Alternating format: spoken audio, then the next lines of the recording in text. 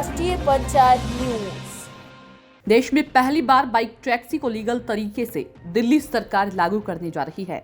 इसके लिए सरकार ने कैब एग्रीगेटर पॉलिसी को शाम तक नोटिफाई करने को कहा है।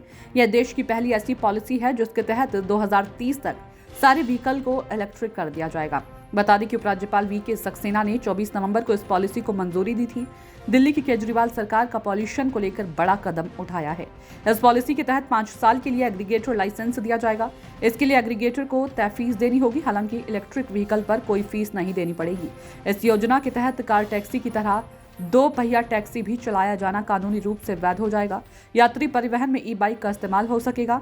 बता दें कि अवैध तरीके से 2 पहिया वाहनों के जरिए सवारी उठाने की शिकायत मिलने के बाद फरवरी माह में परिवहन विभाग ने कार्रवाई शुरू की थी। ये मामला उस समय चर्चाओं में आ गया था। नंबर ऑफ व्हीकल्स इम्पोर्टेंट हो जाते हैं इसमें।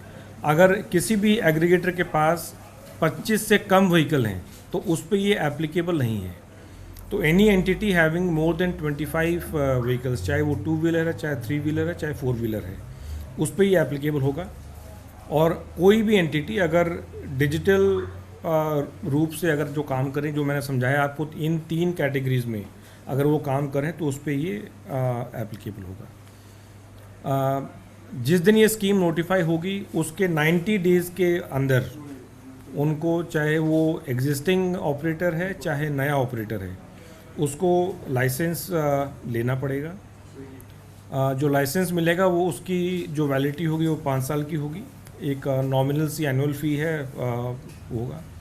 अगेन इलेक्ट्रिक मोबिलिटी को जिस प्रकार से दिल्ली सरकार ने ऑनरेबल सीएम अरविंद केजरीवाल जी की लीडरशिप में पुश किया है, उसको और फर्दर पुश करने के लिए, उसको और बढ़ावा देने के लिए इलेक्ट्रिक व्हीकल्स पे कोई भी फ़ी नहीं है। ये मैं रिपीट कर दे रहा हूँ, अगर कोई एग्रीगेटर के पास केवल इलेक्ट्रिक व्हीकल्स हैं तो पर व्हीकल जो फ़ी है वो इलेक्ट्रिक व्हीकल्स पे कोई भी फ़ी नहीं है।